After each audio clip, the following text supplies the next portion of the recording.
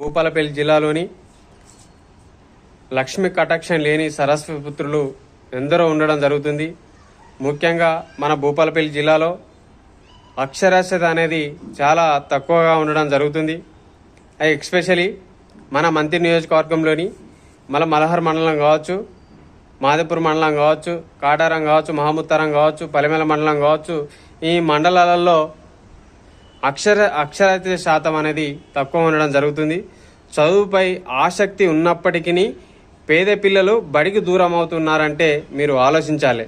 పాఠశాలలు అందుబాటులో లేకనా, మరి పక్క ఊరిలో వెళ్ళి చదవలేక కొందరు, మరి ఆ గ్రామాలలో బాల కార్మికులుగా ఉండడం జరుగుతుంది.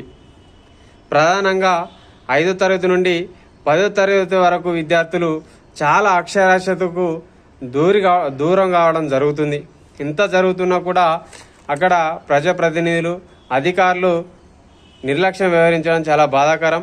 మొన్న జరిపిన సర్వేలో ఈ మంత్రి నియోజకవర్గంలోని ఈ 5 మండలాలలో పలిమెల కావచ్చు, మాముత్తరం కావచ్చు, కాటారం కావచ్చు, మలహర్ మండలం కావచ్చు, ఈ 5 మండలాలలో విద్యార్థుల సంఖ్య సర్వేలలో వెల్లడించిన ప్రకారంగా 183 మంది విద్యార్థులు అక్షరాస్యతకు దూరంగా ఉన్నారంటే మన మంత్రి నియోజకవర్గం అనేది ఎంత వెనుకబడుకు గురి అవుతున్నదో మీరు ఆలోచించాలి.